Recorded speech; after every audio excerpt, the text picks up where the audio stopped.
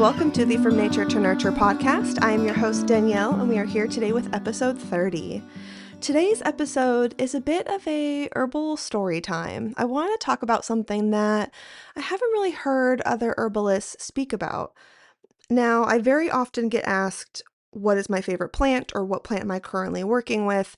And that's a hard question to answer because it changes all the time. Part of being in relationship with plants and working with plants instead of using them is that the different plants are going to call to you at different times. And that might be seasonal, that might be weekly, that might be daily, but over time you'll start seeing patterns. Because relationships aren't static. Just like when we have relationships with people, plant relationships are always changing and surprising us and coming about in new ways. So today I want to share about two plants that have been calling to me lately and how my relationships with them have changed. These two plants are mountain mint and raspberry. And the most interesting part is that I couldn't have predicted these changes either way. We can form pretty intense bonds to plants, and I think that once we consider a plant our plant, we feel like we've fallen in love immediately, right?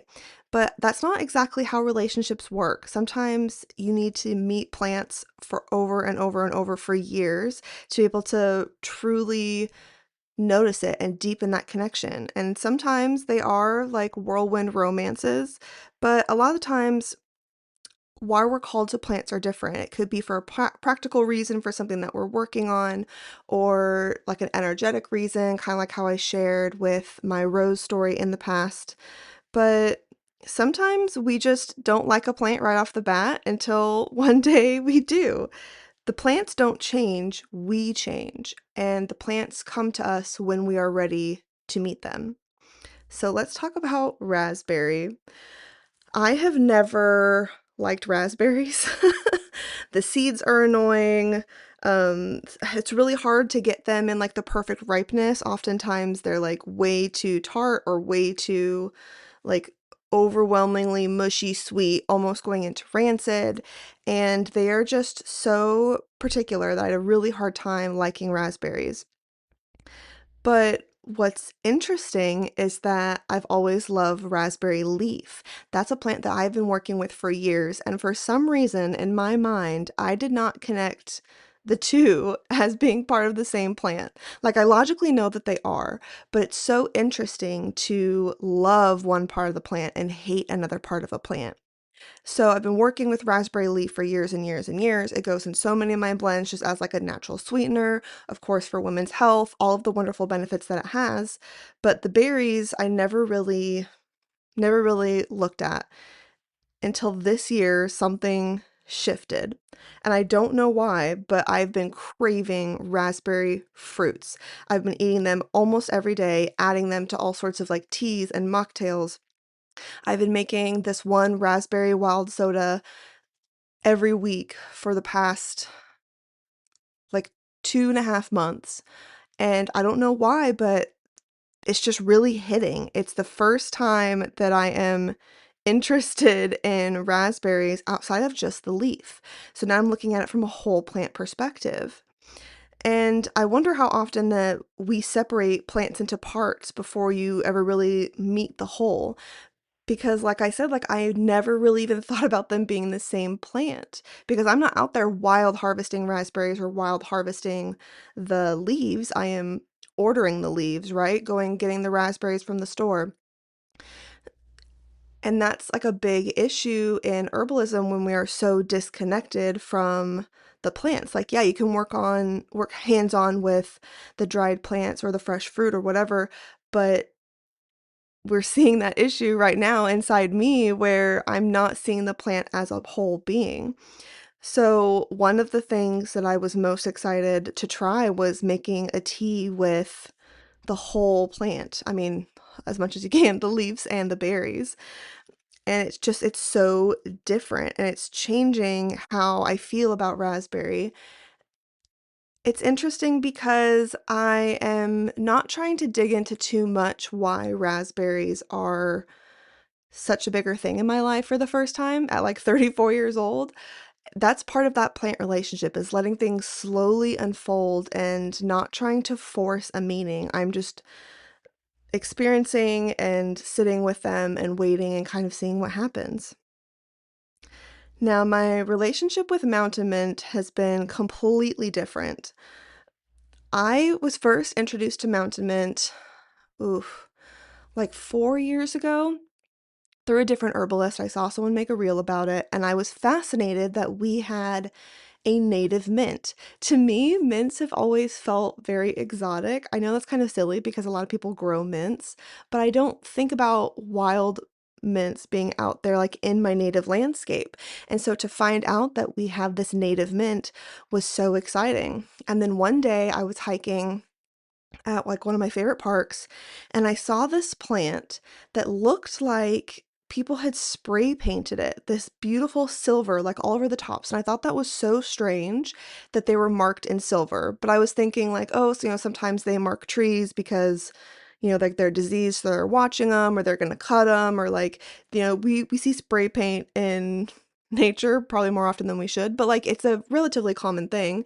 And so I thought maybe these plants were marked. And I got really close to them and I realized that they were just turning this beautiful silvery color on the tops of the leaves right around the flowers, and that it was mountain mint. And it was hoary mountain mint, which is my specific favorite variety. And it was beautiful, and there were so many butterflies around it, and I just stood in awe and literally started crying because it was so meaningful for me to meet a wild mint out in the wild and to see all the abundant life that is whirling and weaving around these plants.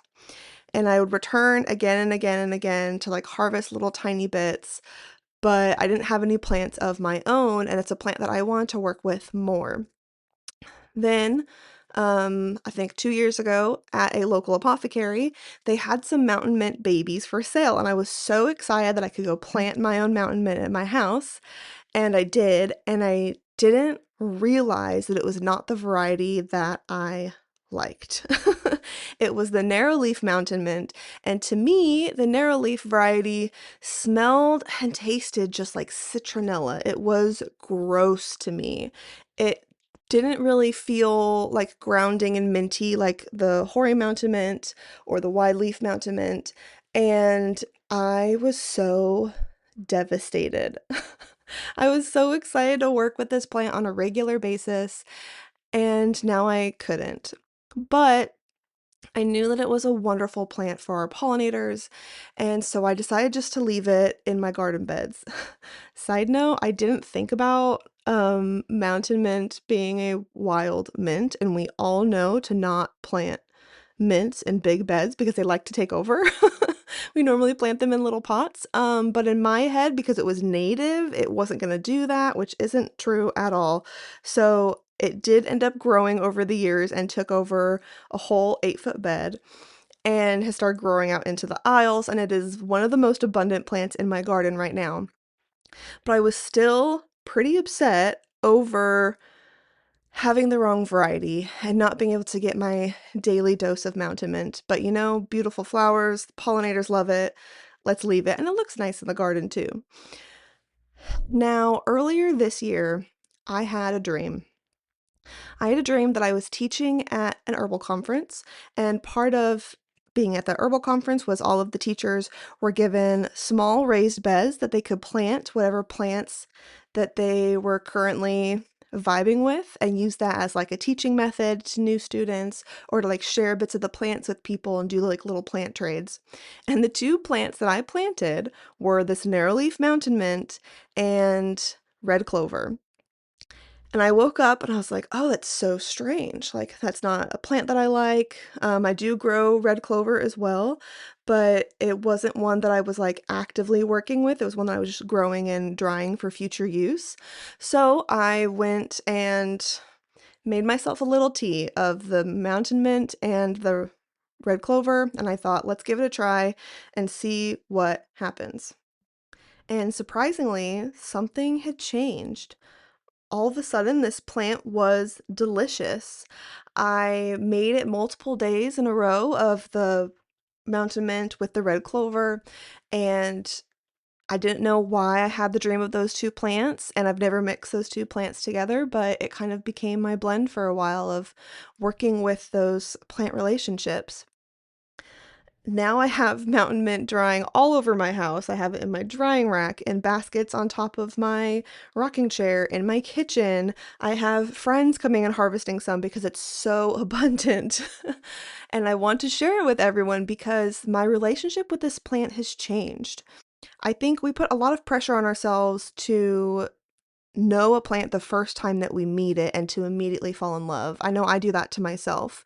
But the more that I've studied herbalism, the more I'm convinced that the real relationships are built through returning to the plants. One cup of tea isn't going to teach you about a plant. One walk isn't going to teach you about a plant. It's the quiet accumulation over seasons through different observational patterns and repeated encounters that slowly change the relationship through building that relationship. You can't just go meet someone one time and know everything about them. And so over time, our relationships change, and herbs may fall out of favor or fall into favor, but it's all about being open to receiving when those plants are ready to come into your lives. I've really been wondering why these two plants are kind of popping up now. Like, specifically, why now? But maybe there's an answer and maybe there's not. I don't really think about it too hard because I don't think that's necessarily what's most important. What's more interesting is what relationships in my lives deserve another look. Because what I've learned through these two plant relationship changes is that relationships aren't static. Relationships change and evolve, and maybe it's time for me to revisit some older plant relationships that I thought were solid or plants that I didn't really enjoy and see what has changed. One of the reasons I care so much about relationship-centered herbalism is because it leaves room for things like this. It leaves room for surprise, for me to change my mind, or for plants to return when I thought I already knew them. As I'm recording this, I am sitting here with a cup of tea that I made of these two plants. I have the mountain mint leaves, and raspberry fruit, and then I've also added in a little bit of rose and nettle. It only felt appropriate to bring these plants into this conversation, not because I know exactly what these plants are trying to teach me, but because the whole point of this is to really spend time with the plants that you're trying to get to know. These two changing plant relationships taught me so much, and I'm still figuring it out. But I wanted to invite you to try something different a little this week. I invite you to look at your plant relationships and think about the plants that you've returned to throughout your life. Not necessarily your favorite plant or the most medicinal or the most useful, but the ones that you keep finding your way back to, the ones that you naturally grab to add to a tea blend, even if it doesn't make medicinal sense. The plants that you are noticing more and more as you drive to work or go on a walk. And I want you to think about what keeps drawing you back or what has changed since you last met them.